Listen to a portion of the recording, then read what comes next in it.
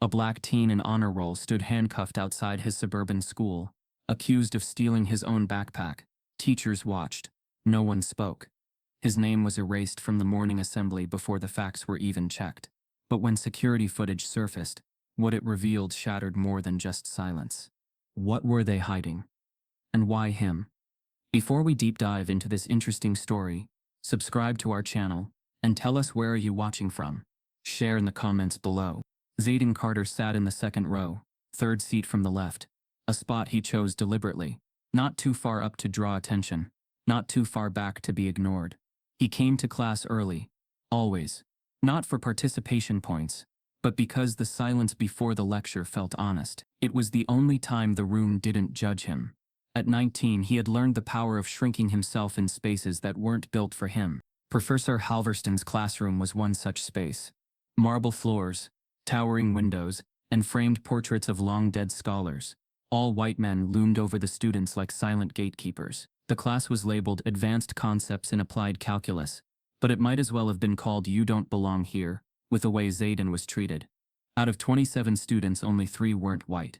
And of those, Zayden was the only one who aced every exam. Still, he was the one who got asked twice to show his student ID during the first month. Still, he was the one whose homework got misplaced more than once. Still, he was the one Halverston always ignored when hands went up. But Zayden never spoke on it. He kept his voice low, his hoodie up, his answers exact. He learned from his father, a bus driver with a poetic soul, that black brilliance scares people more than black anger. Let your work whisper what they can't unhear, he used to say. On a cold Tuesday morning, everything changed. The problem on the board had 3 variables, 2 nested integrals, and a boundary condition that was out of place. Zayden noticed it right away, a slight asymmetry in the limits, something most students would overlook. He raised his hand. Professor Halverston paused, scanning the sea of students before reluctantly gesturing toward Zayden, like one might gesture to a noise in the distance. Yes, Carter. There's an error in the lower boundary. It doesn't match the function's definition, Zayden said, voice calm but firm. Halverston blinked once. Is that so? Zayden nodded. The limit from 0 should actually be -2. Otherwise the integral diverges. The professor let out a dry chuckle. Well then, Mr. Carter, since you're so confident, why don't you take a crack at something more your speed? He turned to the shelf behind his desk and pulled out an old maroon textbook, thicker, faded, a graduate-level reference manual. Flipping through a few pages, he jabbed a finger at a problem. Here, let's see if you can dazzle us with this. Just for fun. His tone oozed sarcasm. Laughter flickered across the room. Not loud. Not cruel. But enough. The kind of chuckle that said this should be good. Zayden stood slowly. Not out of obedience but precision. He walked to the front, took the marker, and stared at the board. The problem wasn't just hard. It was borderline malicious. A complex multivariate optimization question, involving non-linear constraint. Graduate students would take half an hour to set it up. He began writing. No hesitation. No nerves. He outlined the objective function, restructured the constraints, and introduced a Lagrangian multiplier. His hands moved fast but steady, drawing clean lines, cross-referencing identities, correcting a derivative mid-step. The room, once whispering, turned to stone. Zayden's back was straight, his focus unbroken. His breathing slowed as the solution unfolded. Even those who hadn't understood the problem could tell something impossible was happening. Halverston watched from his desk, arms folded, smirk fading. Zayden wasn't showing off. He was surviving. Each equation was a shield. Every partial derivative, a refusal. His mind sprinted ahead of his fear, and the board filled with more than just math. It filled with proof, not of the solution, but of the undeniable. When he boxed the final answer and stepped back, the only sound was the squeak of the marker lid snapping shut. Then silence. Not a clap, not a word, just heavy quiet, the kind that follows a boundary being crossed, or shattered. Professor Halverston cleared his throat. Interesting. Zayden turned to face the class. Some students looked stunned. A few looked embarrassed, but most looked afraid. Not of him, but of what he'd revealed. That their assumptions that brilliance wore a certain skin, came with a certain pedigree, were wrong. Halverston walked up to the board, scanned the steps, then mumbled, well, perhaps it's right. I'd have to double-check. Zayden said nothing. He picked up his backpack, returned to his seat, and sat back down. The air never recovered. After class, whispers trailed behind him, like cigarette smoke. Someone muttered, "No way he solved that legit." Another said, "He must have seen it before." One voice whispered, "I heard he hacked the TA's Dropbox." Zayden kept walking. That night, he studied until his eyes burned. Not to stay ahead, but to stay safe. Because in places like this, correctness wasn't protection. It was provocation. And just before midnight, as he closed his laptop and leaned back, an email notification blinked on his screen. Subject: academic concern. Immediate attention required. Sender: Office of Student Integrity. Body: Mr. Carter, you are requested to attend a mandatory hearing regarding potential academic misconduct. Details attached. Zayden froze. His breath hitched. His hands trembled. Not because he feared being wrong, but because he knew, in his bones, that being right while black was the most dangerous equation of all. As the whiteboard filled with symbols, the room held its breath. What Zayden did next would silence more than just whispers. It was supposed to be a joke, a 1-minute humiliation, a professor's passive-aggressive way of putting a cocky student in his place. But instead, Professor Halverston found himself standing in front of a full board of equations he couldn't poke holes through. Equations solved faster and cleaner than he himself would have managed in front of a crowd. And not by a graduate assistant, not by a white prodigy, but by Zayden Carter, the black sophomore he barely acknowledged outside the attendance sheet. For a full 15 seconds after Zayden returned to his seat, the room said nothing.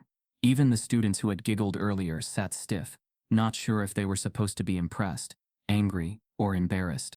Halverston finally cleared his throat. "Well, even a broken clock is right twice a day," he said, chuckling dryly as he turned to erase the board. "Let's not get too carried away." No one laughed with him. Zayden stared at the back of the professor's head, face unreadable. There was no smirk of victory, no satisfaction, just silence. He'd grown up knowing that for people like him, excellence didn't spark applause, it sparked its comfort.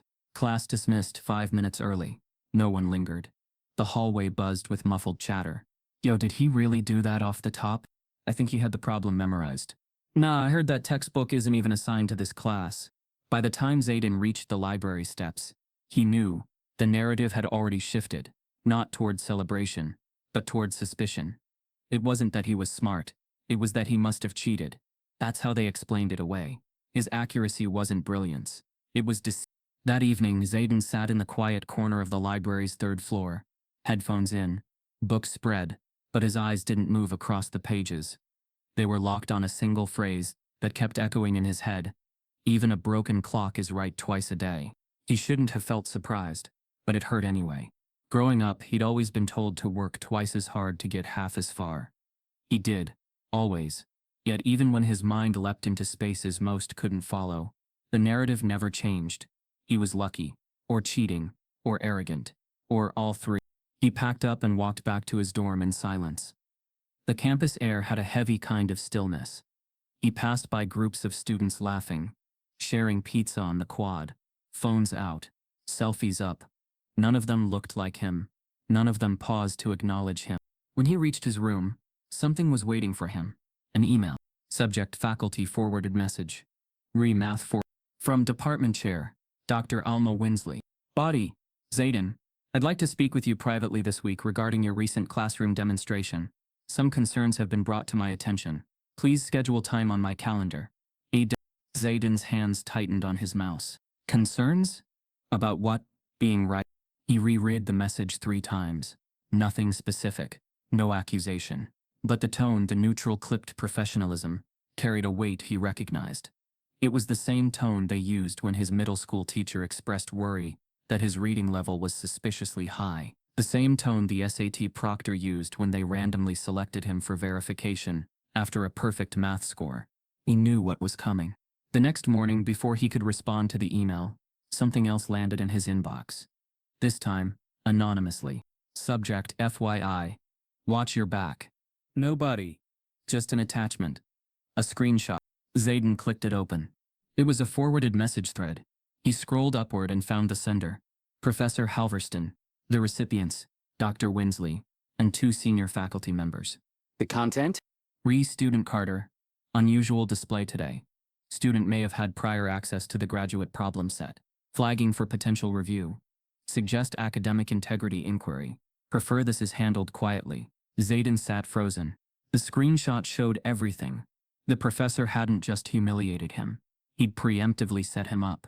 The very moment Zayden turned brilliance into proof. Halverston reframed it as theft. Zayden felt the weight of that word. Integrity.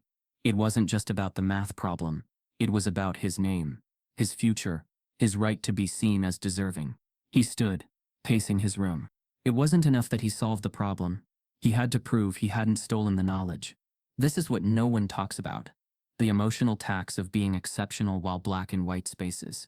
You can't just be brilliant.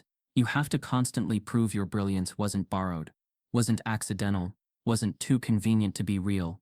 He forwarded the screenshot to himself, then deleted the anonymous email. Something about it felt dangerous, helpful, but dangerous. The next day, Zayden walked into Dr. Winsley's office, right on time. The walls were lined with framed degrees and smiling photos of white faculty in conference halls. A single book on equity and STEM sat untouched on the bottom shelf. Dr. Winsley gestured toward the seat across from her. Zayden, thanks for coming. He nodded, sitting carefully. I wanted to speak candidly, she began.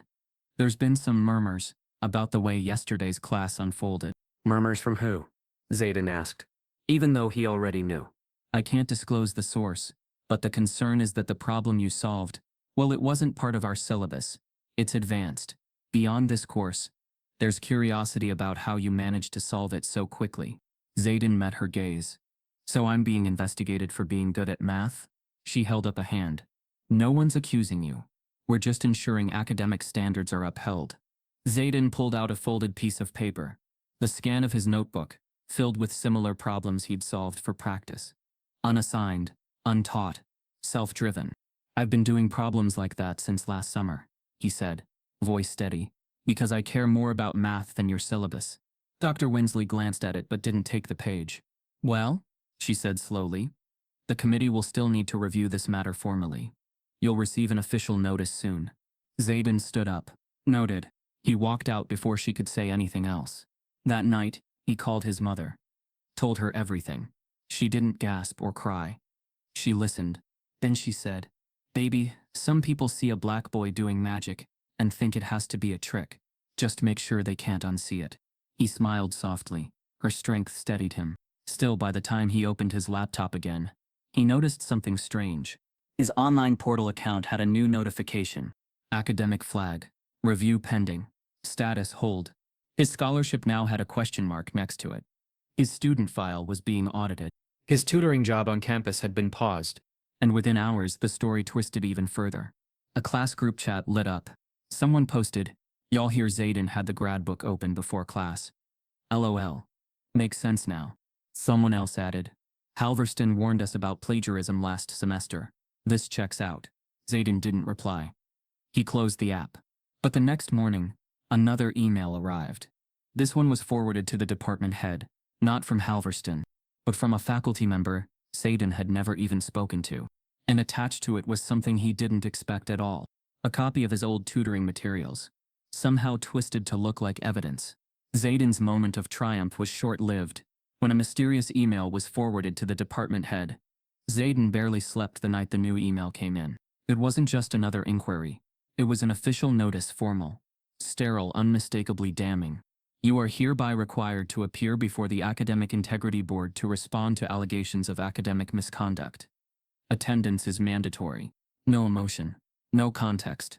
Just the cold blade of bureaucracy pressed against his future. He sat motionless at his desk, rereading the message, until the words blurred. His laptop screen illuminated the dark dorm room, like a spotlight during an interrogation. Outside, campus life carried on.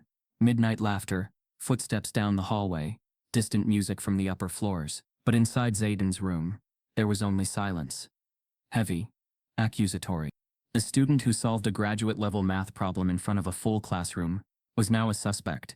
And just like that, the narrative had flipped. He was no longer brilliant. He was dangerous. The meeting was scheduled for Friday at 10 a.m. in a windowless conference room tucked behind the registrar's office. An intentional choice, Zayden suspected. Not only did it make the process feel secretive, but it physically separated him from the heart of campus, from visibility, from support.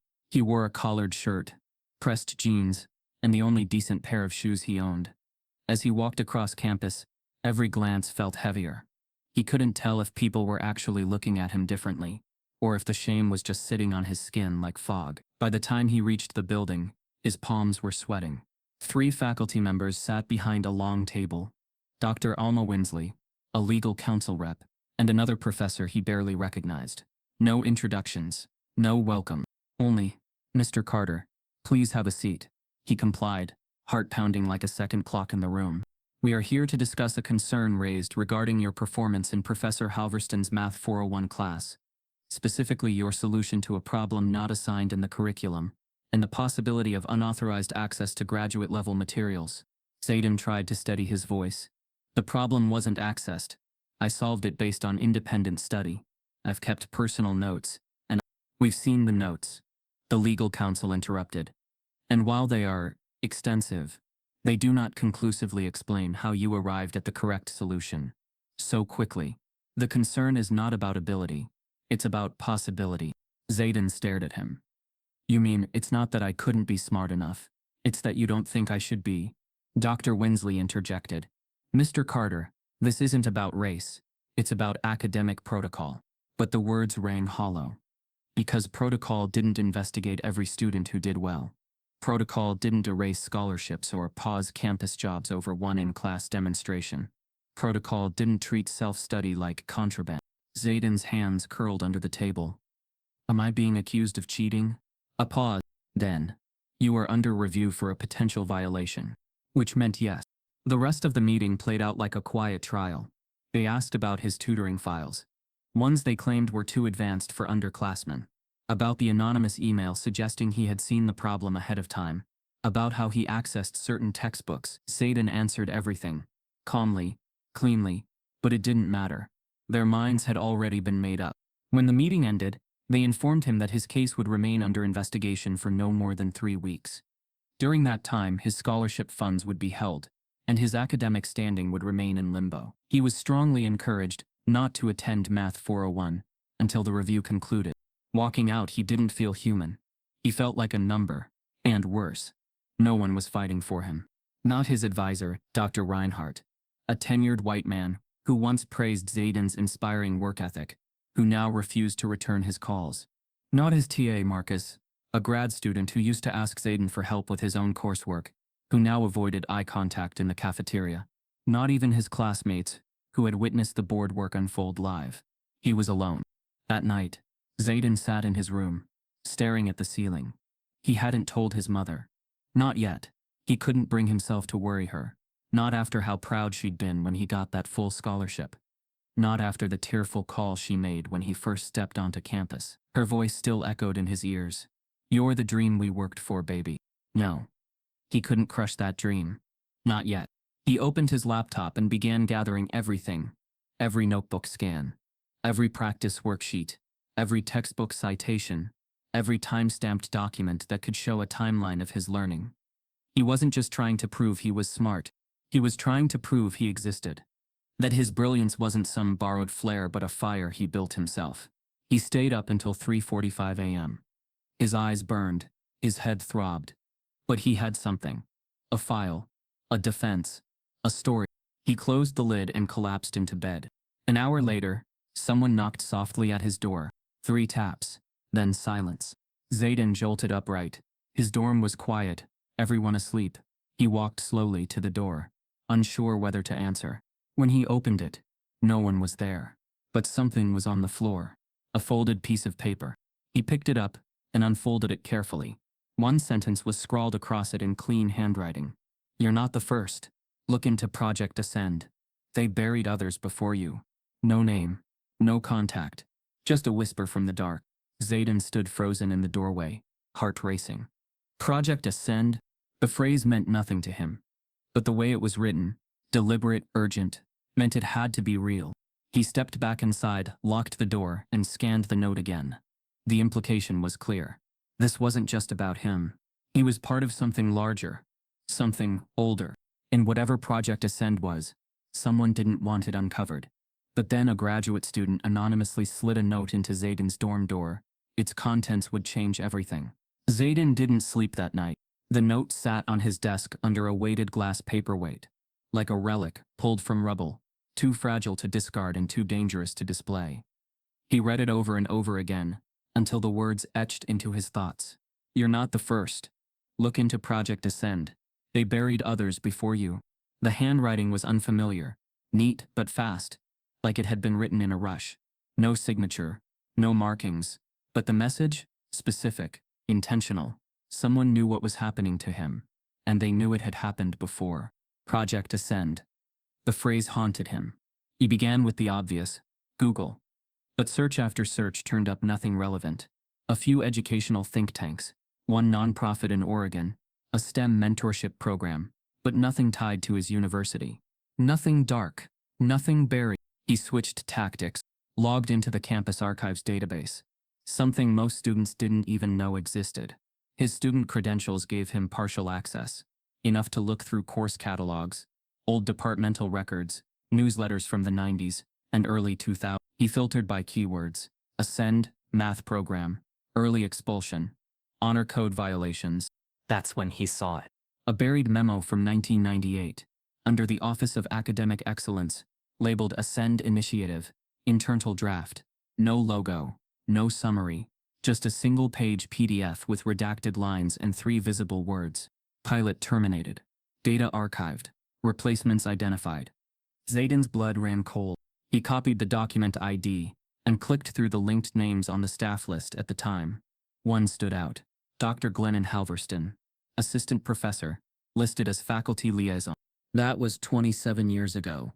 The same professor who had tried to humiliate him in front of the class. The same professor who reported him for misconduct. His fingers shook as he opened an archived faculty newsletter from that same year. Buried in the back pages was a brief mention of an undergrad competition. A math scholarship finalist, named Malcolm Reese, who had withdrawn suddenly due to unspecified academic issues. Zayden clicked on Malcolm's name. Nothing. No further records. No graduation. No thesis. No papers published. It was like he vanished after. He copied the name and ran it through social media, news databases, LinkedIn.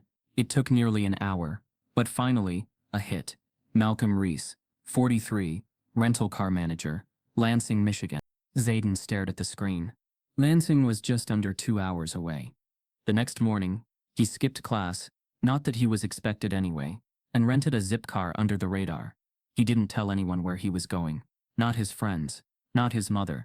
He needed to see it for himself, because if Malcolm was who he suspected, then this wasn't just a conspiracy, it was a system. The drive was long and quiet. Gray clouds hung low over the highway. His phone buzzed twice with unread messages, one from his advisor, finally replying with a curt "busy this week. Try again next Monday." The other, a campus update announcing an internal review of integrity standards, as if the investigation into his future was now a headline for campus PR. When Zayden arrived at the rental office, it was just past noon. A small strip mall, quiet, no customers. He walked in and approached the counter. A black man, with deep smile lines and tired eyes, looked up. "Help you?" Zayden hesitated. "Are you Malcolm Reese?" The man paused. Slowly. "Who's asking?" Zayden stepped closer. "My name's Zayden Carter. I go to Darlington University. I think something happened to you there, and I think it's happening to me." For a second, Malcolm said nothing. He just stared. Then, without a word, he locked the register, nodded toward the back door, and walked out of the main office. Zayden followed. Behind the building was a concrete bench beneath a rusted-out awning. Malcolm lit a cigarette with hands that trembled slightly. "You the first one to find me," he said quietly. Zayden sat across from him. "What was Project Ascend?" Malcolm exhaled. The smoke curled in the air between them. "It wasn't a project. It was a filter." Zayden blinked. "Filter?" "They had a system. Found kids like me. Black, gifted, especially in STEM. Said they were giving us extra support. Invited us into a special track. You'd get extra mentorship, early research access, private seminars with top faculty. Sounded like gold." Zayden listened, every word sinking deeper. But it wasn't gold. It was a cage. You were isolated. Your work was watched.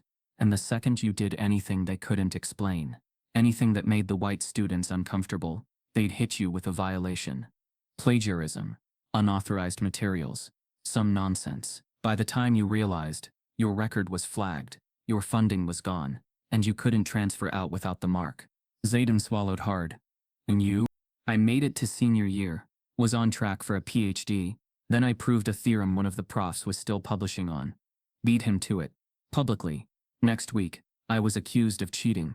They said I'd broken into a faculty server to access test banks. No proof. Just whispered. I fought it, but he trailed off. They said I could withdraw quietly, or face permanent expulsion. So I left. My name never made it to the alumni book. Zayden's head spun. They buried you, he whispered. Malcolm chuckled bitterly. Nah, they erased me. Zayden pulled out the note from his pocket. Someone warned me. Slide this under my door. Malcolm took it, read it slowly, and nodded. There were more, I'm sure of it. Names I never got, faces I only saw once or twice before they were gone. You think it's about you, Carter. But it's never just about one of us. Zayden looked him in the eye. Do you have anything? Records? Proof? Malcolm tapped his chest.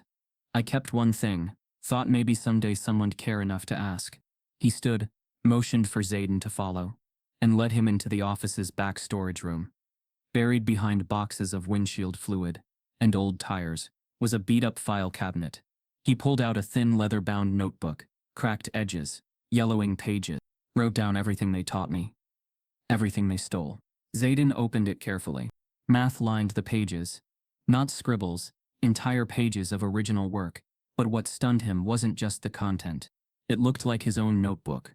Identical patterns of problem solving. The same techniques. Similar logic steps. Like they were thinking in parallel. This is your work? Zayden asked. Malcolm nodded. Mine. But he didn't have to say the name. Used to come by my desk and check in. Took photos. Said he was mentoring. Next year I saw pieces of it in his journal. Zayden held the book like sacred text. Because it was. Proof of a cycle, of buried genius. Can I scan this? He asked. Malcolm paused, then nodded. Just don't lose the truth. They're real good at burying it. As Zayden walked back to his car with the notebook tucked in his bag, a storm finally broke. Rain splashed hard on the windshield, the sky dark and vengeful. But Zayden's mind was clearer than it had ever been. He wasn't crazy. He wasn't alone. And for the first time he had something they couldn't dismiss. Zayden traced one of the names to a nearby town and found a man who'd been erased from every academic record. Zayden couldn't stop staring at the notebook. Malcolm Reese's handwriting was fast, sharp, organized. Every page filled edge to edge with derivations, theorems, logical progressions that felt uncannily familiar. These weren't generic notes from a textbook. These were constructed ideas, original proofs, modified models, experimental calculations. And they looked like Zayden's own. Not just similar in concept, similar in structure, identical thinking patterns, even errors. On one page, Malcolm had scratched through a long matrix transformation, corrected it with a small side annotation. Zayden remembered doing that exact same thing just 2 weeks ago. Same approach, same mistake. What is this? Zayden whispered, running a finger along the faded ink. My brain, Malcolm said quietly. Before they told me it wasn't mine. They sat in the storage room of the rental office. The single overhead bulb, flickering softly. Malcolm leaned against a rusted filing cabinet, arms folded, eyes not on the notebook but on Zayden, like he was watching a memory walk back into the room. You solved the grad problem in class, right? Malcolm asked. Zayden nodded. I used to solve them in my sleep, Malcolm murmured. Wrote a whole sequence of optimization models for my senior thesis. Then one day, Halverston pulls me into his office. Says he's impressed, wants to review my methodology for clarity. A week later, I'm told someone anonymously reported that I lifted my work from a restricted research journal. Zayden's chest tightened. And did you? He asked. Malcolm snorted. Never even seen the journal. Was too busy trying to eat most days. Zayden looked back down at the notebook. And then what? They told me I could either go through a long academic trial, or quietly withdraw and keep my transcript sealed. Said if I fought it and lost, I'd be expelled permanently. No chance to transfer. No graduate school. No job. No recommendation letters. Just a blank space where my future used to be. Zayden looked up slowly. So you left. Malcolm nodded, packed up and vanished. My mom cried for weeks.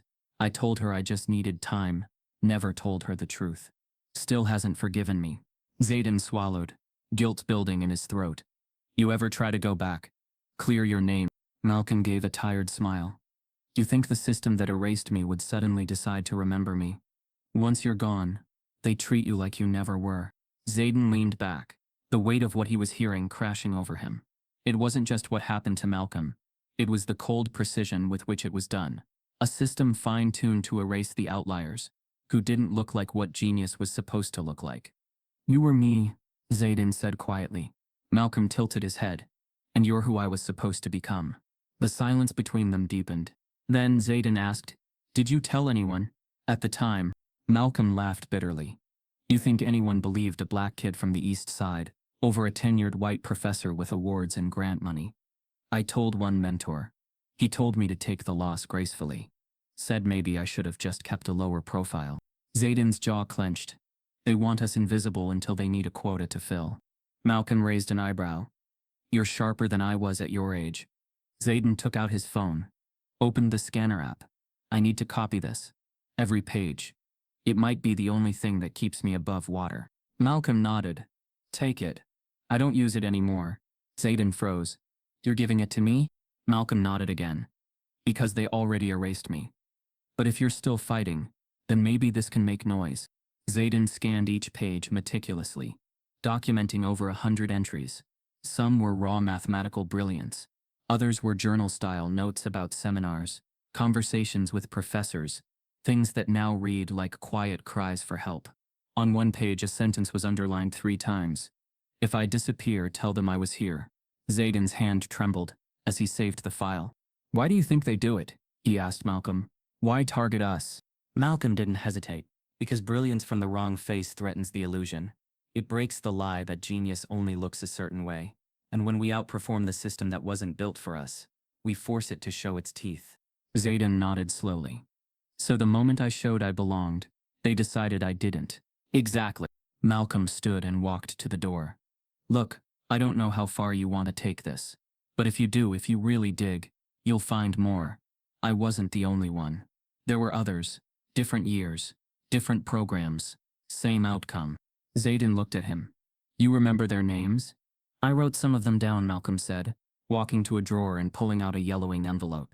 These were kids I met in the Ascend track. Some disappeared mid-semester. One got deported. One switched majors and never came back. He handed the envelope to Zayden. It's not a full list, but it's a start. Zayden took it carefully, the edges brittle from time. Inside were torn pages from an old notebook. Names, years, notes. Some had check marks. Others had question marks. One had a single word next to it. Silence. This is bigger than I thought, Zayden murmured. It always was, Malcolm replied. They don't just erase people, they erase proof. Zayden stood and extended his hand. Malcolm took it firmly. I'm not going to disappear, Zayden said. Malcolm looked him in the eye. Then don't let them convince you you're alone. As Zayden drove back to campus, the clouds parted briefly, and sunlight streamed across the dashboard. But the heaviness in his chest didn't lift. He had a list now. He had the notebook. He had names of others who may have been broken by the same system trying to break him. But he also had something else. Fear. Because truth like this doesn't just demand justice, it demands exposure. And exposure comes with a cost. When he got back to his dorm, the hall was quiet. A few students passed him without a glance. He unlocked his door and placed Malcolm's envelope on the desk. Before he could sit, his phone buzzed. Unknown number. No caller ID. He let it ring. Then another buzz. This time a message. Stop digging. No name. No signature. Just those 2 words. And attached below it, a photo of Zayden leaving Malcolm Reese's car rental office. Malcolm handed Zayden an old notebook. The formulas inside weren't just advanced. They were eerily similar to Zayden's own work. The message echoed in Zayden's head, long after he put the phone down. Stop digging. Photo attached. Location: Malcolm Reese's office. Someone was watching. Not just in a metaphorical sense. Literally. Tracking him. observing his moves, capturing moments he thought were private. And they knew he was looking where no one was supposed to look. Zayden locked his dorm door, slid the bolt across, and pulled the blinds down tightly. His hands moved fast, but methodically, checking the closet, beneath his bed, even behind the mini fridge. Paranoia wasn't paranoia, if it was justified. He didn't know who was behind the message, but he knew enough now to understand one thing. This wasn't just about a cheating accusation. It was about erasure, institutional, deliberate, rehearsed. He opened his laptop and retrieved the scanned files. Every page of Malcolm Reese's notebook had been captured in high resolution. He double-backed them to a secure cloud account, stored them on 2 encrypted USB drives, and mailed one to his cousin Simone in Chicago, with no return address. He added no explanation, just a post-it. Hold on to this. Trust me. Because if they were going to take the notebook, they weren't going to take the evidence. Then, Zayden returned to the scans, page by page, equation by equation. With each formula he reviewed, a cold realization crept deeper into his chest. He recognized the logic paths. Not just in theory, but in spirit. The way Malcolm had manipulated boundary conditions, invented new constraints to simplify chaotic systems, even his naming conventions. Zayden had mirrored them in his own private work without ever having seen Malcolm's material before. As if across decades, their minds had spoken a similar language, one shaped not just by brilliance but by resistance. And then came the gut punch. Page 8. An original proof of an adaptive regression model that accounted for variable thresholds in non-binary systems. A complex piece of math that Zayden had once seen credited to Dr. Glennon Halverston in a faculty research presentation last semester. Word for word, step by step, lifted from Malcolm's handwriting. Zayden didn't need a court or a jury to know what had happened. The very professor who had tried to break him in front of a class, the man who'd triggered an integrity review and whispered false allegations, had spent his career profiting off of the minds he'd erased. Malcolm wasn't a ghost, he was the blueprint. And Halverston had built a career on stolen genius. Zayden leaned back in his chair, staring at the screen, like it had just betrayed him. How many other published papers, journal citations, and faculty awards were borrowed brilliance? How many others had been silenced before their theories could see the light of day? The deeper Zayden dove into the notebook, the more terrifying the connections became. 3 other theorems he had seen referenced in his classes bore eerie resemblance to pages from Malcolm's notes. Slight variations in notation, but structurally identical. Even the research assistants listed on Halverston's faculty page seemed. A quick Google search revealed that several had no digital footprint at all. No LinkedIn, no thesis entries, no conference contributions, just names on paper. Like cover identities for stolen work. Zayden's stomach twisted.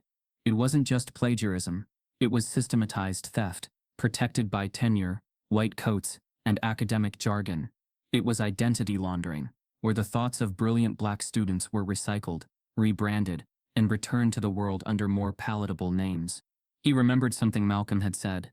They don't just erase people, they erase proof.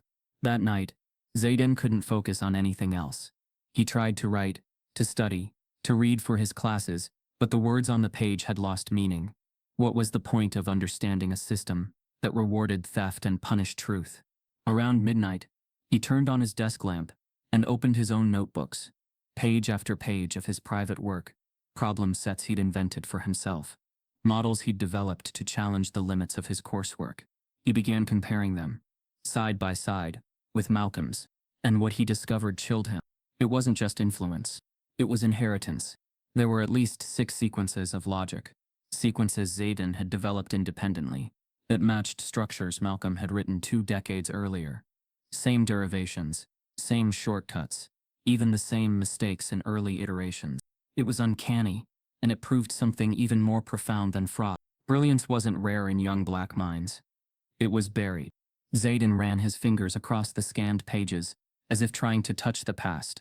His hands trembled, not from fear this time, but from rage. They weren't afraid of plagiarism. They were afraid of proof. Proof that black excellence in academia wasn't an exception. It was a pattern. One they'd worked tirelessly to erase. Suddenly the silence in the room shifted. A small creak. Zayden turned. The dorm door handle moved. Click. Then a second noise, softer, metallic, near the window. He froze, Someone was inside, or trying to be. He reached for his phone, but it was already too late. The lights went out. Every bulb in the suite cut simultaneously. A power kill. Deliberate. Zayden's pulse pounded in his ears. He grabbed the notebook, stuffed it in his bag, snatched both USB drives, and backed into the corner, heart racing. He held his breath. A shadow moved across the window. Then silence. He waited. 5 minutes, 10. Eventually he heard footsteps down the hall. Then the sound of a door closing. Not his. Whoever it was, they hadn't broken in fully. Maybe they were just checking. Maybe they had been scared off. He flipped the light switch. Nothing. The room stayed dark. 15 minutes later, power returned with a loud click, and the lamp blinked back to life. He inspected the room. No forced entry. No damage. But when he turned back to the desk, the leather notebook was gone. His breath caught in his throat. Gone. His drawer was still closed. His laptop untouched. His USB drive safe in his bag. But the original vanished. He stood motionless, adrenaline crashing down in waves. They hadn't come for him. They came for the proof.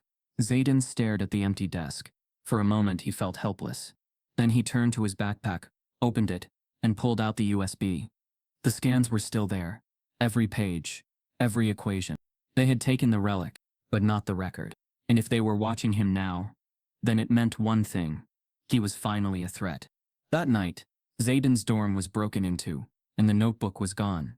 But not before he'd scanned every page. Zayden Carter wasn't dressed for war, but every step he took toward the administration building felt like marching into battle. Black button-up, dark slacks, no hoodie, no headphones. His backpack was light, not with books, but with evidence.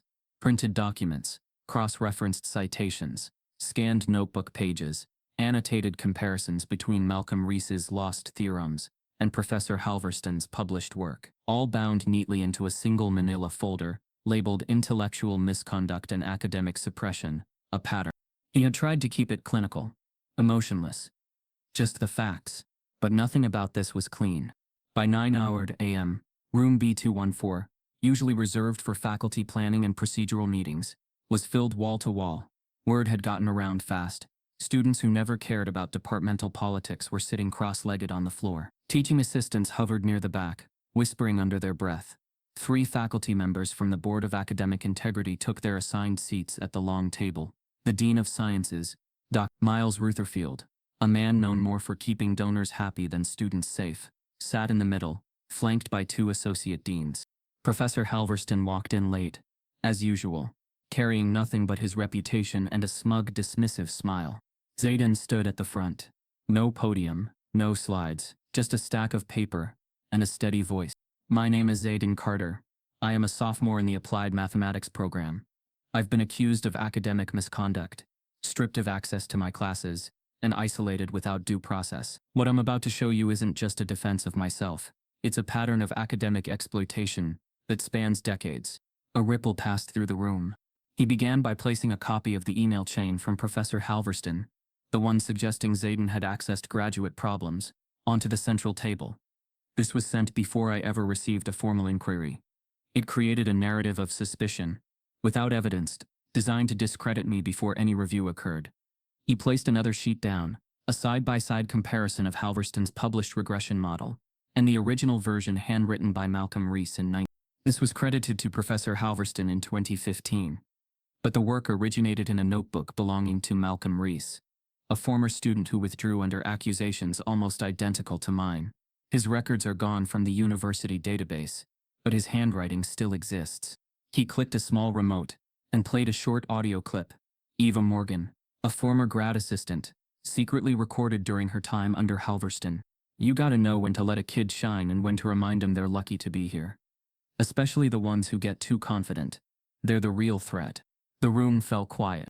Zayden stepped back and looked directly at the dean. This university has a long, quiet tradition of excellence. But not everyone gets to wear that tradition.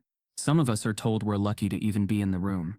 And when we outperform expectations, the system doesn't celebrate us. It targets us.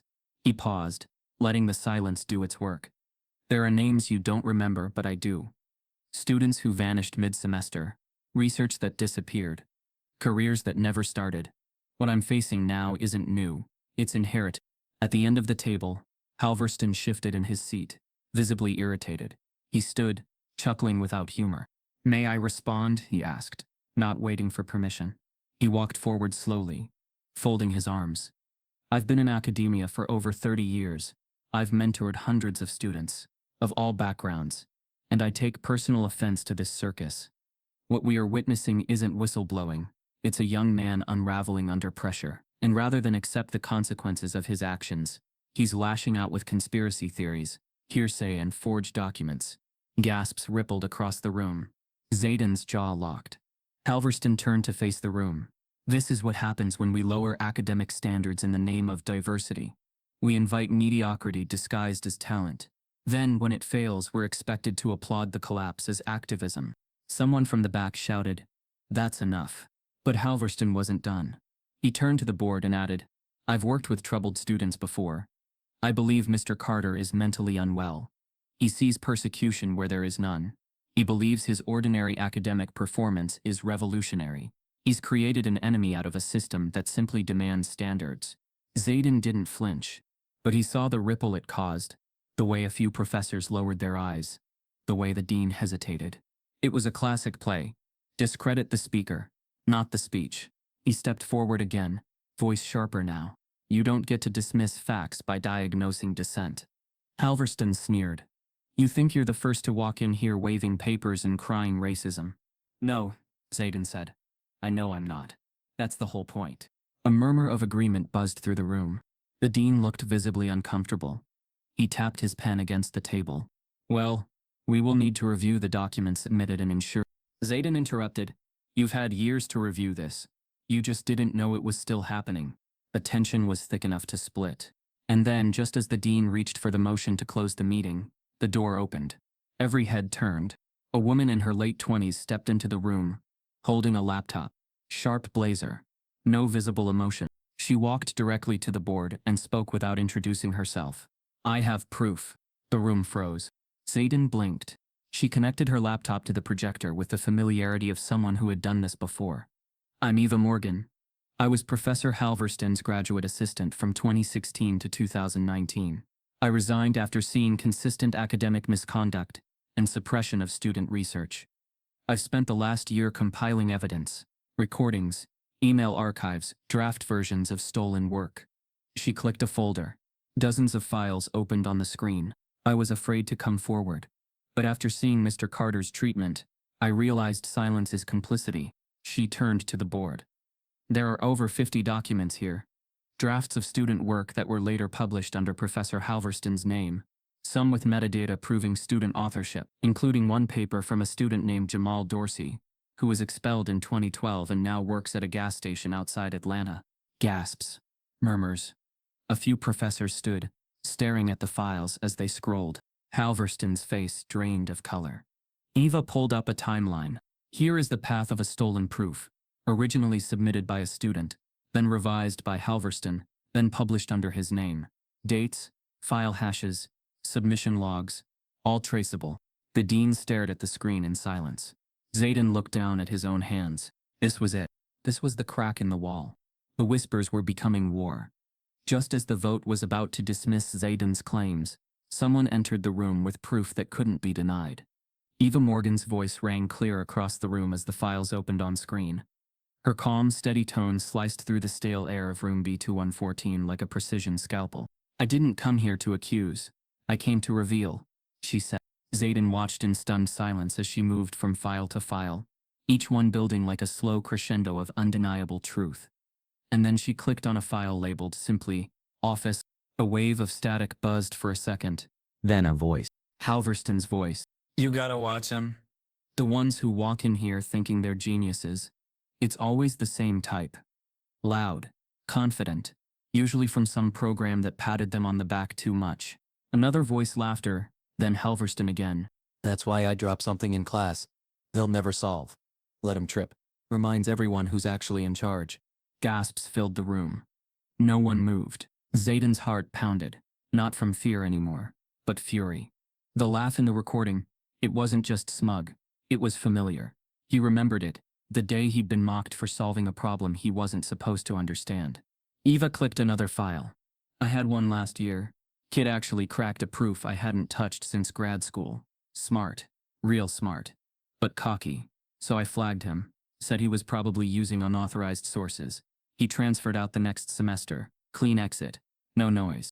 The audience was no longer stunned. They were outraged. Two professors in the back exchanged glances and stood. Another student whispered, "That's Jamal. That's gotta be Jamal."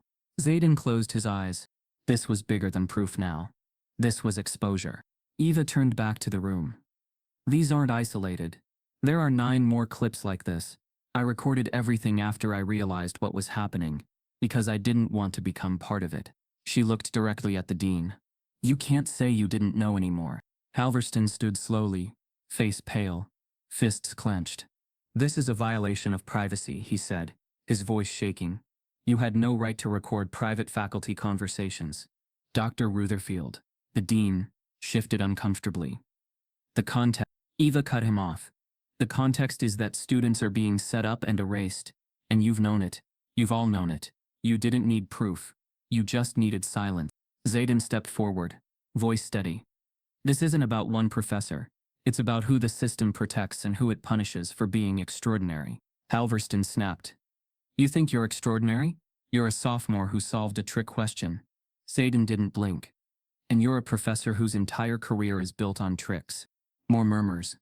More shuffling chairs. Several students began filming on their phones.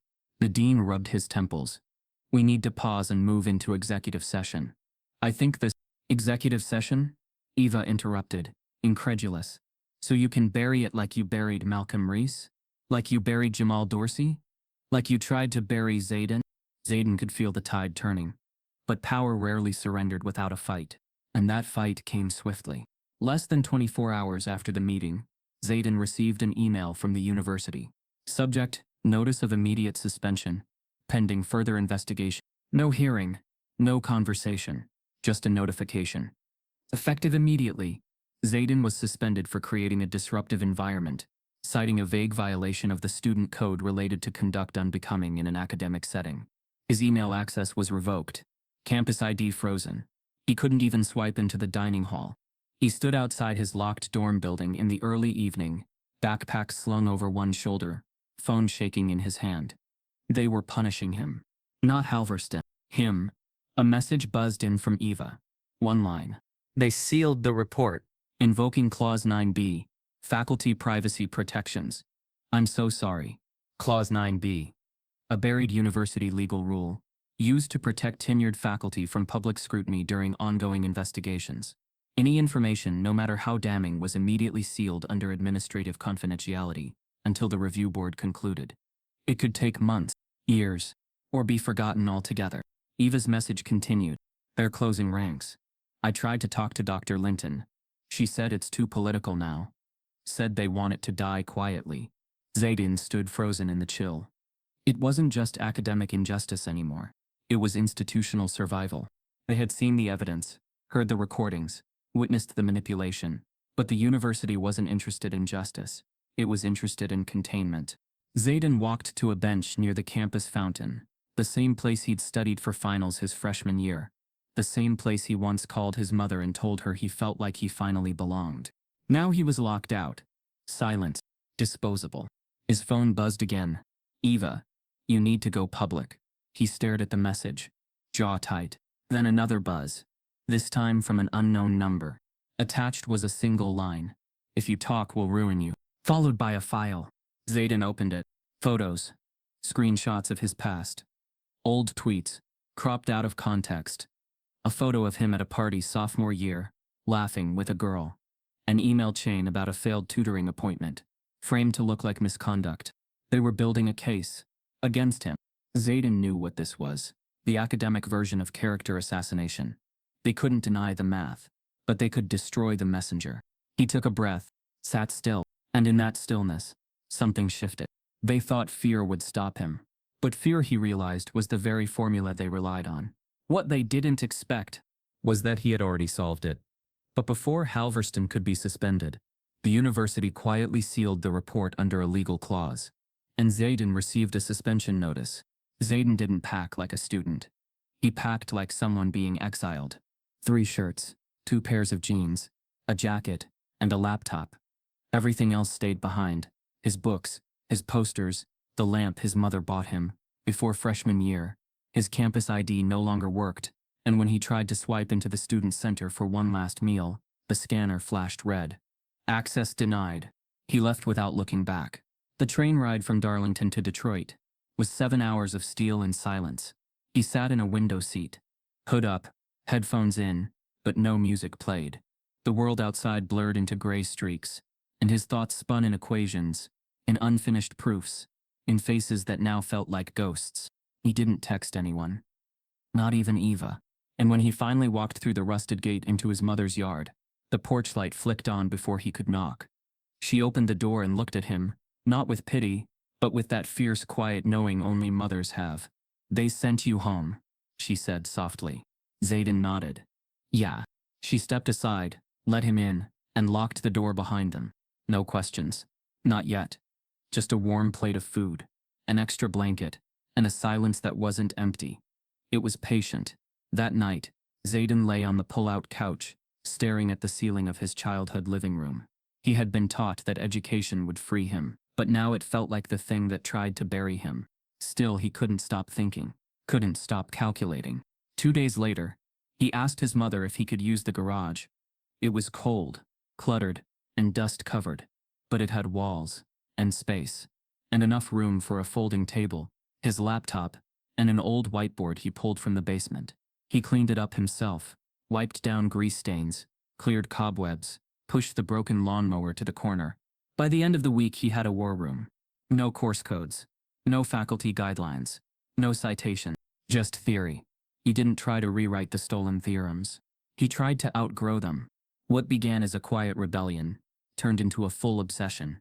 12 hours a day, Zayden scribbled equations, rewrote old models, broke open academic walls he once tiptoed around, using only open-source math engines, and donated cloud credits from a friend in Chicago. He started constructing something bold. A new model. A fluid, adaptive framework for real-time prediction of complex systems. One that didn't rely on traditional statistical assumptions. He called it pulse pattern utility logic for systems evolving. It wasn't just math. It was a challenge. A direct rejection of the fixed white-gloved frameworks that had tried to push him out. Each night, he posted fragments of his work anonymously on a blog he called Theory Undone. No photos, no bio, just math, clean, rigorous, and wild in ambition.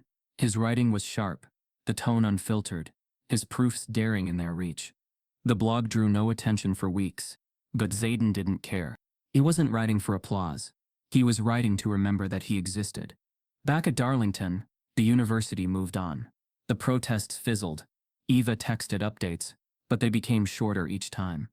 Halverston was under review, but still teaching remotely. The board's decision was pending, and Zayden's name faded from the discussion boards. But in Detroit, something else was building. One day in early November, Zayden posted a bold proof, one that merged nonlinear chaos mapping with economic prediction. It was dense, unorthodox, risky, but clean. He went to sleep without expecting anything. The next morning, there were 3 that night. Then, he checked the analytics and saw a burst of activity from an IP address tagged Silicon Valley. He didn't think much of it. Until 3 days later, he got an email. Subject: inquiry about Theory Undone author. Urgent. Sender: Angela H. Senior Technical Recruiter, NovaCore AI Labs. He read it twice. NovaCore was one of the most aggressive private tech labs in the country, known for poaching top PhDs from Ivy League schools and turning theory into product at lightning speed.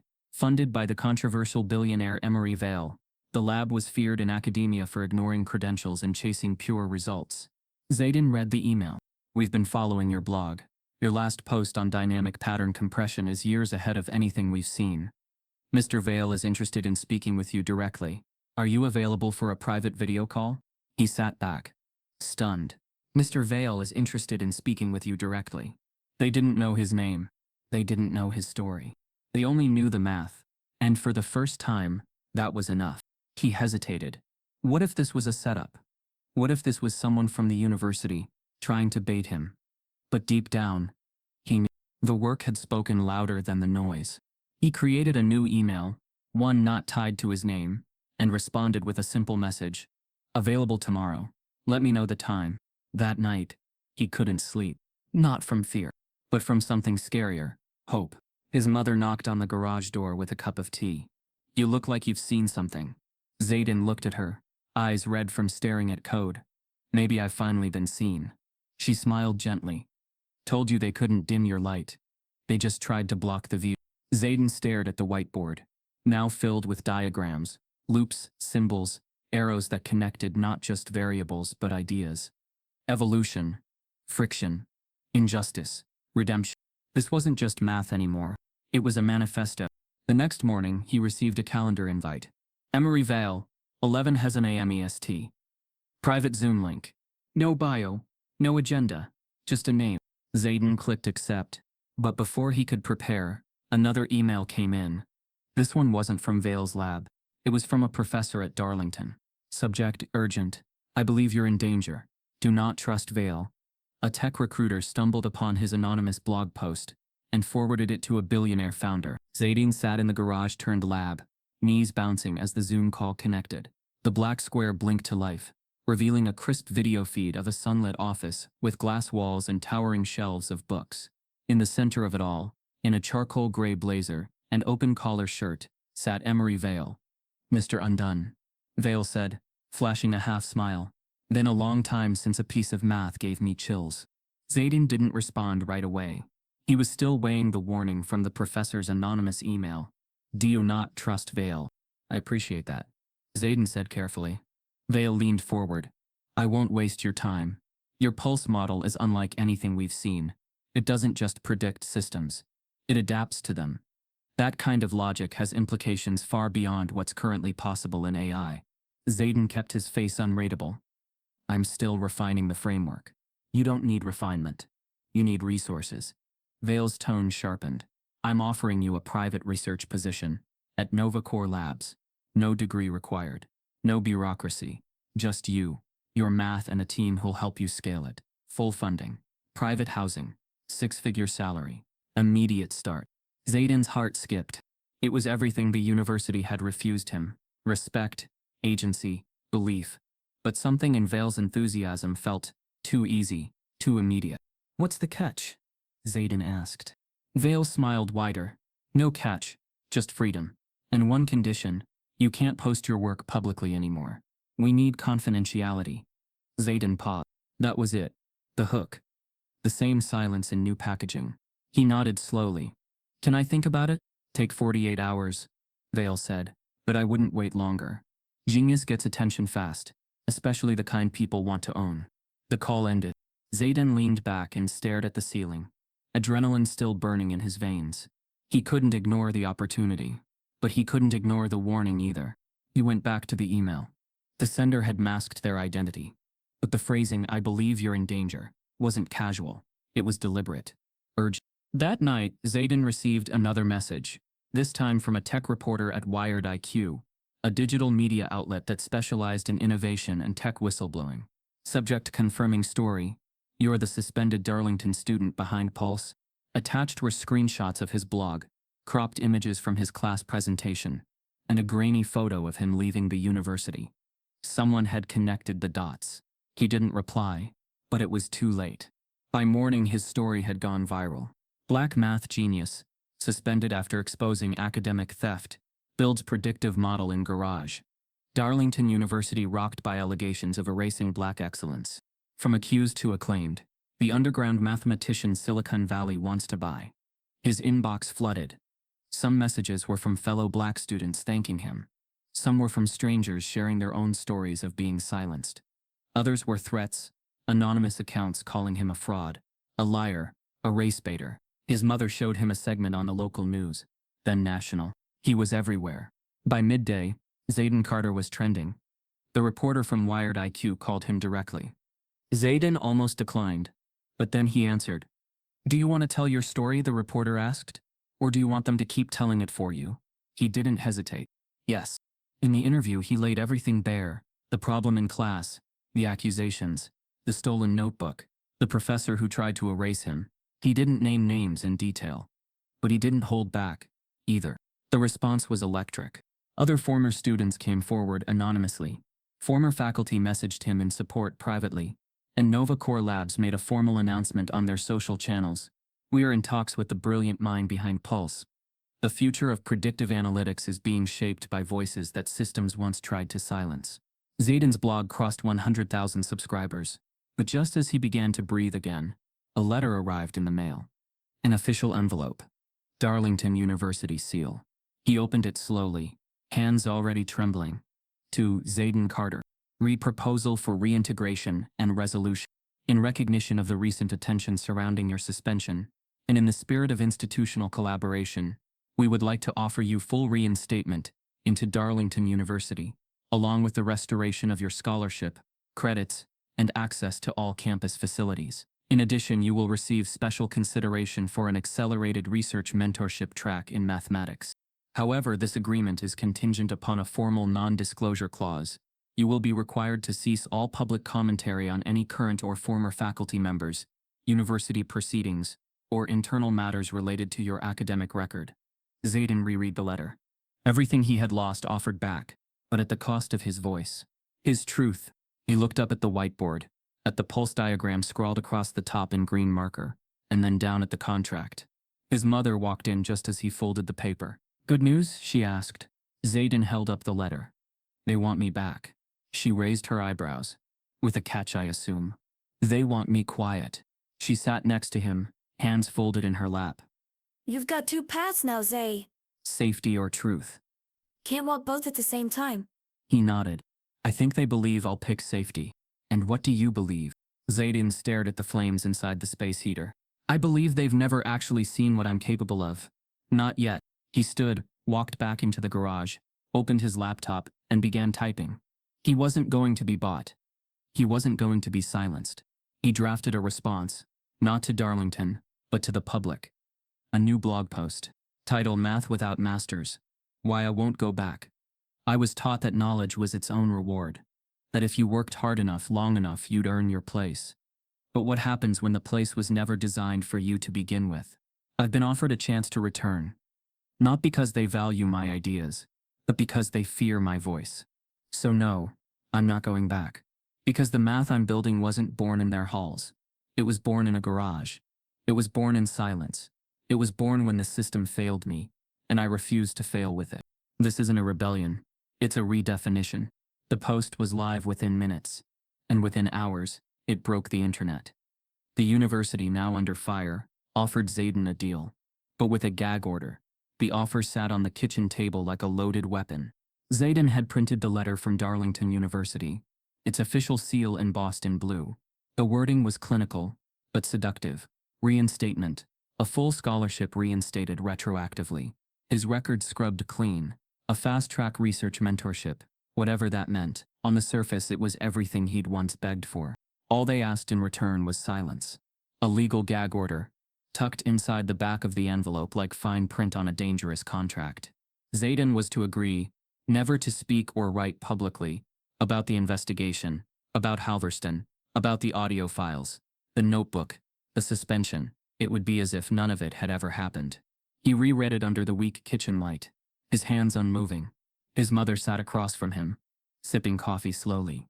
She didn't speak. She didn't need to. He knew what she was waiting for. It's tempting, he admitted. I'm sure it is, she said. I could go back, finish my degree, graduate clean. You could. Zayden looked at her. I'd be safe. She looked right back, but not free. Those words sat between them like truth carved in stone. Zayden stood, walked toward the window, and stared out at the backyard. It was small, unremarkable, fenced in by decades-old wood that had long since begun to lean. A corner of the grass was scorched where he used to try and build rockets as a kid.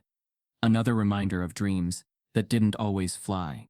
He thought of Malcolm Reese, of Jamal Dorsey, of the unnamed student from Eva's recordings, who cracked a theorem and vanished the next semester. He thought of himself, how close he had come to being erased, like a smudge on a whiteboard. The gag order wasn't about clearing his name. It was about cleansing theirs. He walked back to the table, grabbed the papers and tore them once, straight down the middle, then again, and again. His mother didn't smile. She just nodded. The next morning, Zayden published his blog post. It was titled simply, "The Gag Order Gamble, Why I Said No." But the post wasn't simple. It was a scalpel. He outlined every detail. How Halverston weaponized suspicion. How the university delayed every investigation until public pressure mounted. He included excerpts of the sealed emails, quotes from Eva's recordings, and redacted names from the list Malcolm had given him. He broke the silence with clarity, not anger. I was offered the illusion of redemption in exchange for my voice. But what good is a clean slate if it's built on other people's silence? What good is a degree if I have to pretend I was never punished for being right? The post went live at by 10:34 it had 12,000 shares. By noon it was being quoted by journalists, educators, and students across the country. By evening it was the top story on 3 national networks. Hashtags exploded across platforms. Math is not white. Black Genius Block. Reason never. Former students from Darlington began commenting anonymously. I was warned not to draw too much attention in STEM courses. I dropped out after my professor claimed my research was too advanced to be mine. This story is why I stopped believing in tenure systems. Even faculty from other universities began chiming in, sharing their own quiet observations, their suspicions, their regrets. Zayden watched it all from his garage. He didn't celebrate. He just refreshed the page again and again, reading the comments like test results. Then, the unexpected happened. At 8:47 a.m. the next morning, Darlington University's official Twitter account posted a statement. In light of recent revelations and ongoing public concern, President Lorraine M. Ridley will convene an independent inquiry into historical patterns of racial bias and academic suppression within our institution. This process will begin immediately and involve external investigators. We commit to transparency. It was the first time the university had acknowledged anything publicly. The words racial bias had never appeared in any of their official language, until now. But the bigger shock came 15 minutes later. An internal email from a faculty source leaked to the press. Professor Glennon Halverston was no longer on campus. Not on leave. Not under review. Gone. His faculty directory page vanished. His name was scrubbed from the course schedule. No forwarding email. No replacement statement. Just silence. Zayden stared at the headline. Darlington professor at center of controversy disappears as university launches inquiry. Eva texted immediately. Eva. You see this? Zayden. Yeah. No one's saying where he went? Eva. No. No one in the department will talk. His office is locked. Someone said he resigned to protect his family's privacy. Total BS. Then 5 minutes later, Zayden's phone buzzed again. A different number. No contact saved. Unknown number. He's not just gone, he's covered. Watch your back. Zayden stared at the message. It wasn't a warning about danger. It was a warning about power. This wasn't just a fall from grace. It was a managed disappearance. A silent exit strategy. Halverston hadn't been punished. He'd been protected. Because even when the truth comes out, institutions will still protect their own. But what they hadn't protected this time was their silence. Zayden sat back and looked around the garage. His whiteboards were still filled with formulas, but now there were sticky notes with news headlines, printouts of tweets, photos of other erased students. A wall of proof not just about math, but about what happens when someone refuses to vanish. He took out a notebook and began writing. Not equations this time. Names. Connections. Next steps. Because the inquiry might have begun. But his war had just gone public. Within 24 hours, the university's president called for a public inquiry, and Halverston disappeared. When the university announced its public inquiry, the campus erupted. Students poured out of classrooms mid-lecture, spilling onto courtyards, sidewalks, and lawns. They carried handmade signs, "Don't erase Black Genius," "Academia built on theft," "Justice for Zayden," their voices rising in unison, thundering across the quad. A sea of faces, mostly young and diverse, surged toward Darlington's signature fountain, chanting, demanding accountability. Zayden arrived just as the protest peaked. Cameras flashed, phones streamed live. The energy was electric, a living wave of righteous outrage. He hadn't asked for this moment, but he understood it. His struggle had become collective. He walked through the crowd, hugging classmates, tapping shoulders, nodding. Some cried, some shouted. Most looked as though they had finally been heard. Inside administration buildings, the tremor was felt. Emails flew. Meetings were canceled. Security teams scrambled to redirect foot traffic. Board members issued statements, some cautious, some trembling. One tenured professor in the mathematics department quietly resigned that evening, citing moral conflict. A senior faculty member sent a resignation email to the president, calling the university complicit in a centuries-old pattern of academic erasure. By midnight, several professors had made public statements, not just resignations, but confessions. They acknowledged months or years of witnessing anomalies, research projects disappearing, student names erased from lists, subtle grading biases, insider publication privileges. Their voices, once hushed in dark hallways, now joined the chorus. The narrative was shifting. This was not one student's vendetta. This was thousands of small injustices, converging into one undeniable truth. National media picked up the story with ferocity. Streaming networks ran specials on the math scandal at Darlington. Panelists debated systemic racism in higher education, and opinion writers weighed in on how academic institutions protect legacy over justice. Alumni from Darlington, many white, many formerly proud, published open letters demanding radical reform, transparency, external oversight, reparations for erased students, public admission of wrongdoing. Former students who had abruptly dropped out or transferred shared testimonies. They spoke of professors who told them they had potential, but not the pedigree, of research proposals that never got assigned due to departmental priorities, of subtle threats of academic sanctions when they attempted to speak up. One former black graduate student, Maya Hernandez, revealed she had quietly gathered her own set of audio files, mirroring Eva's recordings, before leaving the institution in 2014 after being accused of plagiarism by a different tenured professor. In courts across the state, lawsuits began pouring in. Class action plaintiffs claimed breach of contract, defamation, discrimination, violation of academic freedom, and institutional conspiracy. Law firms specializing in civil rights issued press releases. The university's legal budget doubled overnight. They was no longer just defending Halverston, they were defending the very integrity of Darlington's name. On campus, tents went up. Students organized teach-ins.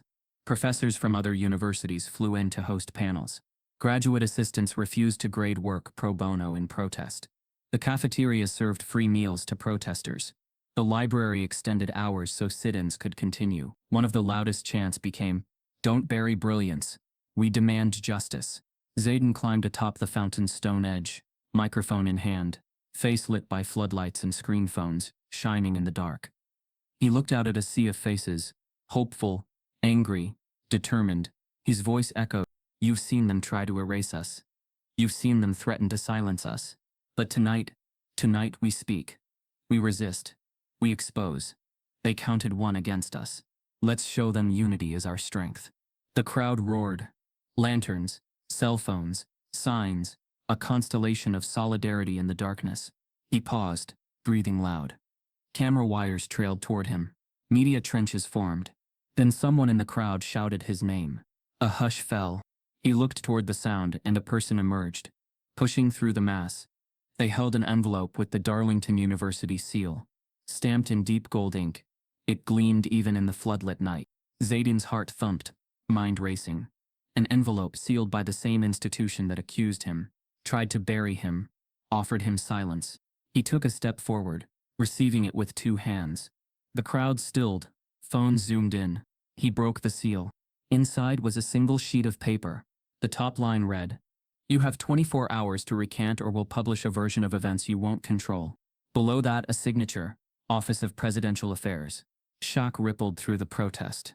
Zayden's fingers trembled. He looked up at the crowd, their faces full of expectation, fear, solidarity. Someone in his ear shouted, "We're with you."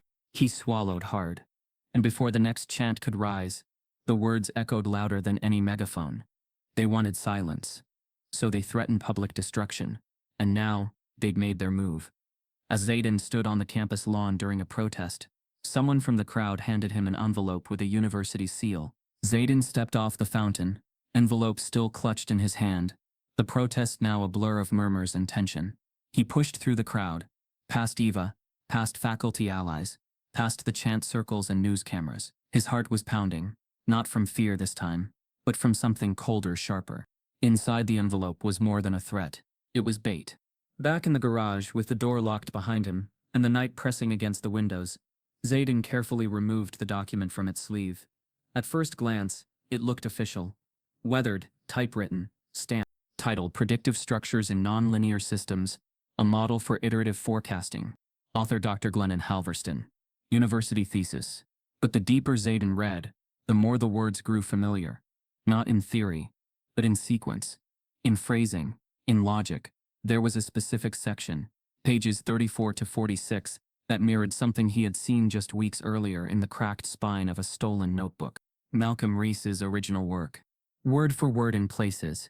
Same structure, same abstract, even the same typographical error in a sub-index of a matrix. The kind of mistake that's only made once, by one person. It had been corrected later in the thesis, but the echo was undeniable. Halverston hadn't been inspired by Malcolm. He had stolen it. Zayden's hands went cold. He scanned the full document using OCR software, then pulled up his saved scan of Malcolm's notebook.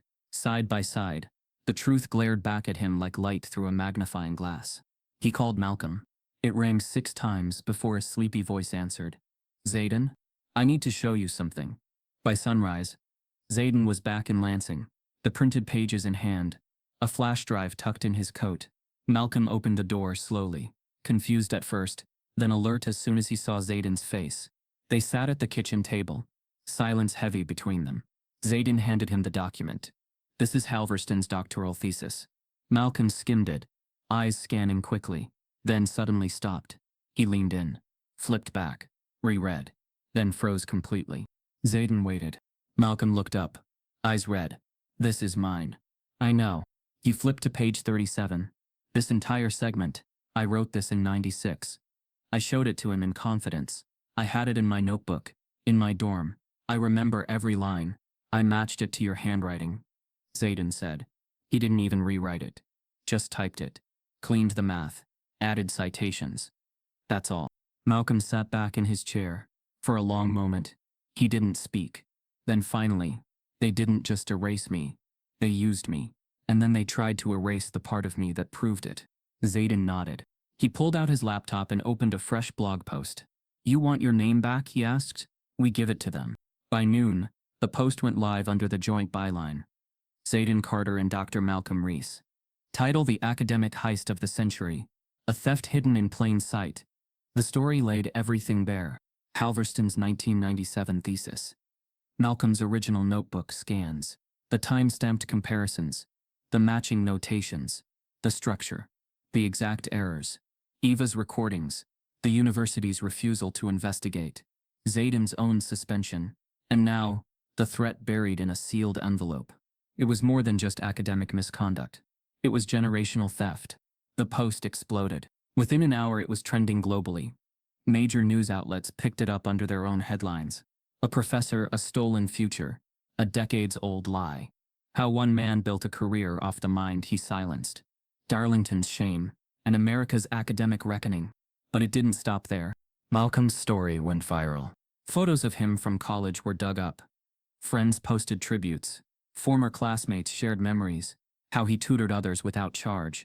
How he had once been called the next mathematical revolutionary by a local newspaper in. One student remembered Malcolm winning a campus-wide math challenge. Another recalled a strange, quiet moment when he disappeared without goodbye. Darlington released a short statement. We take all allegations seriously. At this time, we are consulting legal counsel and reviewing archived academic records. But it wasn't enough. The public didn't want delay. They wanted justice. Congressional staffers began circulating the blog post. Then came a demand letter from a bipartisan group of lawmakers, calling for a formal congressional investigation into systemic racial bias, intellectual suppression, and institutional cover-ups within higher education. It wasn't just about Darlington anymore. It was about every school where stories like Malcolm's had died in silence. About every brilliant black student whose ideas were dismissed, denied, or stolen. About the system itself. The hierarchy, the tenure shield, the polite racism dressed up in citations and academic protocols. Zayden watched the world catch fire. His email blew up. Requests to speak, to testify, to write, to lead. But he wasn't chasing spotlight. He was chasing balance. He called Malcolm again that night. You okay? Zayden asked. Malcolm was quiet for a moment. I feel like I finally woke up. You deserve a PhD, Zayden said. No, Malcolm replied. I deserve an apology. And then a platform. I want to teach again. You will. As they spoke, Zayden refreshed the story again. 3.1 million views and counting. And then, unexpectedly, a message popped up from a government email. Subject: formal notice of congressional interest. Testimony invitation attached. Zayden opened it slowly. The invitation was real. Signed by the Subcommittee on Equity in Education, U.S. House of Representatives. They wanted to hear the full story on record. Under oath. On national television. Zayden stared at the screen. Not as a victim, but as a voice. He clicked accept. And as he did, his inbox pinged again. Another message.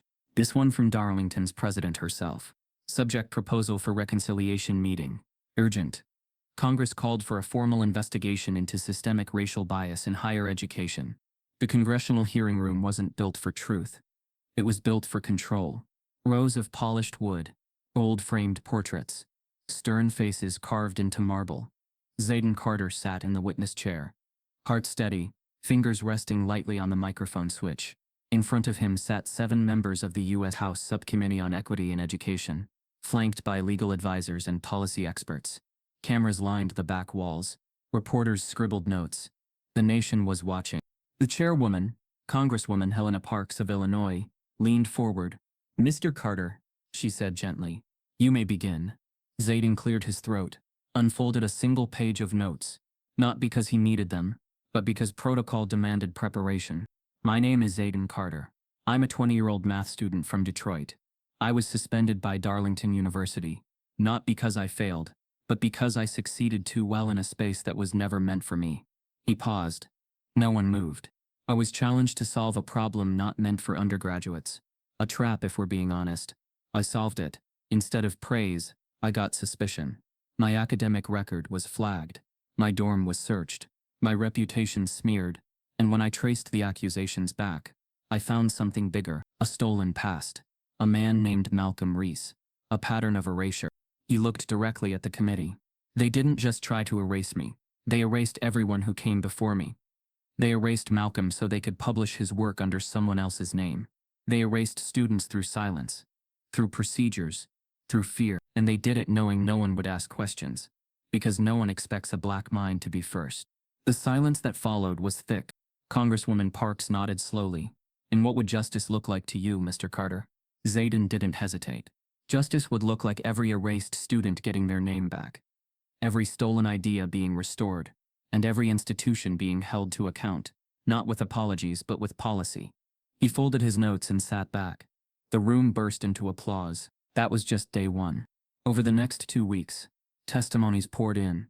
Eva Morgan took the stand, her voice unwavering as she played the recordings of Professor Halverston mocking students, bragging about setting traps, and bragging about quietly discouraging those who didn't fit the mold. Her words were clinical, but her eyes burned with truth. Former students, some now lawyers, others still healing, shared their stories. One described being told their research was too ambitious for their background. Another, a Latina PhD candidate, recalled submitting a proof only to find a white classmate receiving credit for a simplified version 2 months later. The press called it the reckoning of higher ed. Donations began pouring into legal funds for wronged students. Civil rights organizations formed a task force to investigate other universities for similar patterns. Within a month, 5 more institutions were subpoenaed. A movement was becoming a legislative blueprint. Meanwhile, Darlington University scrambled to contain the fallout. The president issued a second public apology, more direct this time. We failed our students, we failed our faculty, and most importantly, we failed to uphold the very values we claim to represent. It wasn't enough. A coalition of faculty members resigned en masse in protest of the university's past silence. Students held walkouts for 3 days straight. Alumni threatened to withhold donations unless full reparations were granted to victims of documented academic theft. Then came the biggest announcement of all. At a nationally televised press conference, Darlington University awarded Dr. Malcolm Reese an honorary doctorate in mathematics, recognizing his original work as pioneering and foundational to the field. He was also offered a research fellowship and a full platform to publish the theorems he never got credit for. Malcolm stood at the podium, holding the degree in both hands, the crowd on its feet. He paused before speaking.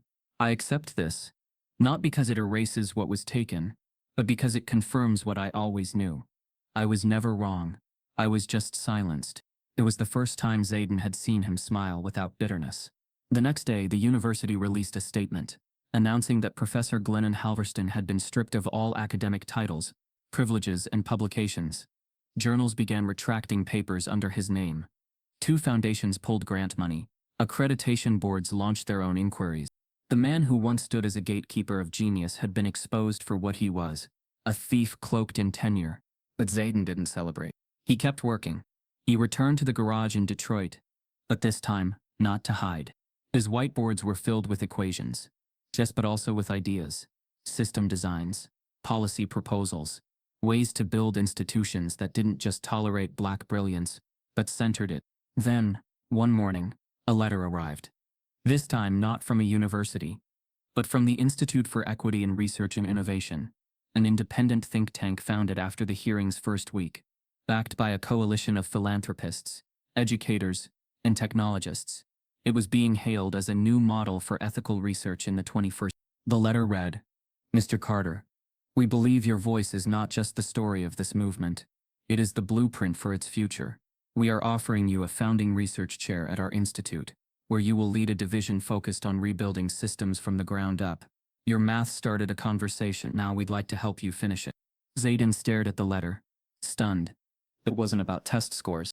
It wasn't about grades. It wasn't even about forgiveness. It was about power. Shared, not stolen. He showed the letter to his mother. She read it slowly, then looked at him. "You ready to build something they can't take from you?" Zayden nodded. "I think I already did." But before he could accept, another email came in. Subject: You urgent. Classified intel request. Sender: Department of Education Oversight Committee. Attached was a file labeled Darlington 2005-2015 Confidential Audit. Unsealed. And in that file, a name. One Zayden recognized. Not Halverston's. Not Malcolm's. His own father. And yet, just when Zayden thought it was over, a research institute offered him something unexpected. The letter from the Department of Education sat unopened on Zayden's desk for a full hour. He paced the room like a man preparing to exhume a buried name, one he thought he already knew. But when he finally clicked open the attachment labeled Darlington 2005-2015 Confidential Audit, unsealed, the room seemed to shrink around him. There it was. Carlton J. Carter. Mathematics track. Darlington University. 2. Withdrawal status. Voluntary. Academic incongruence.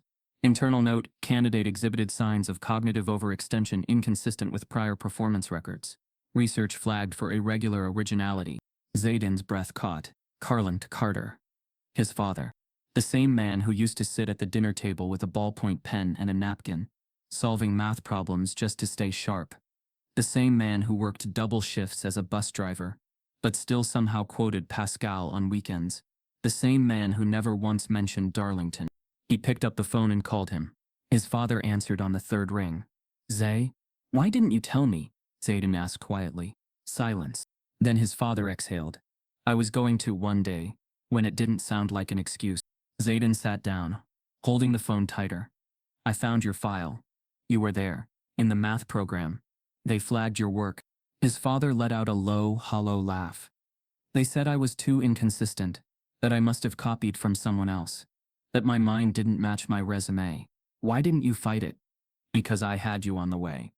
Because your mother cried when she saw the debt notice. Because I didn't want you growing up hearing me call myself a victim." Zayden's throat tightened. His father continued, voice softer now. "But I always knew you'd go further than me. I just didn't know how far you'd have to bleed to get there." Zayden didn't speak for a moment. Then he said, "I'm naming the scholarship after you." His father was quiet again. But this time the silence felt like the sky clearing after a storm. 2 months later, Zayden walked into the new research facility. Glass walls, sunlit labs, chalkboards, and digital interfaces, side by side. A space designed not just for discovery, but for dignity. On the plaque outside his office door, his full title was engraved. Zayden Carter, Director, Equity-Driven Mathematical Research and Innovation. He carried no backpack, no folder, just the weight of every erased name in his mind. The first program he launched was simple in concept, radical in scope. The Ascend Recovery Scholarship, named for every student who had been pushed out, flagged or incongruently dismissed.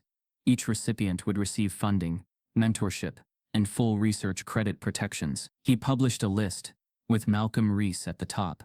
Some of the names were anonymous by request. Some had passed on before they could be found. But all were remembered.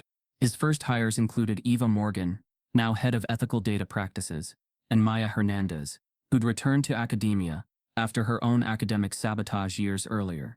Together, they built a research model that centered trust as much as theorem. Zayden's work began influencing policy, not just in mathematics, but in grant structures, intellectual property law, and publication standards. Universities across the country revised their tenure review processes. Accreditation boards added clauses protecting student-generated research. Within the same week his lab officially opened, Darlington University issued its first public apology, a real one, a televised statement, formal, unreserved. It read, "We apologize to Zayden Carter, Malcolm Reese, and every student whose contributions were diminished or dismissed by our institution. We acknowledge systemic failures, and we commit to rebuilding with accountability and transparency." They invited Zayden to attend the ceremony. He didn't go. He sent a response that was later quoted in The Atlantic. "The apology is noted, but accountability isn't an event, it's a process. I have no need to return to a place that only found its voice when the world was already listening." Instead, that morning, he taught his first seminar to a group of high school fellows, students from underfunded neighborhoods, most of them black and brown, who had never once been told their thoughts could shape the future of science. He wrote on the board, "What is genius, and who gets to define it?" One student raised their hand and said, "The ones who survive the system and change it." Zayden smiled. Years passed. He turned down several honorary degrees. He declined to have buildings named after him. He told anyone who asked, "I'm not here to be remembered. I'm here to make sure no one else is forgotten." One of his models, a chaos mapping structure derived from his old Pulse framework, helped forecast disease progression patterns for a global health agency. Another was used in climate modeling. Another in economic reform planning. But Zayden never left the garage entirely. He kept it open in his memory, untouched. A small whiteboard still stood in the corner with his original proof scratched faintly across it. The one he solved in Halverston's class. The one that began it all. A documentary was made about his journey. Schools taught his story. Students began submitting applications saying, "I want to be like Zayden Carter, not to be great, but to be seen." Then, one day, a meme went viral. A photo of Zayden standing in front of a dense whiteboard, markers in hand, calculations trailing off into loops and symbols only a few could follow. It had been taken during a public lecture on complexity theory. The caption read, "Solve this, Professor." It was a full-circle jab, a callback to the original moment, when he'd been mocked, set up to fail, turned into a joke. Except this time, no one laughed. They studied, they listened, they believed. Years later, a viral meme of his whiteboard work read, "Solve this, Professor. The world never laughed again." No child should have to prove they belong, especially when all they did was exist. If you've ever seen a system protect power over truth, you know this wasn't just about a backpack. It was about who they thought didn't deserve to be believed. Type yes if you believe in justice. Subscribe if this broke your heart.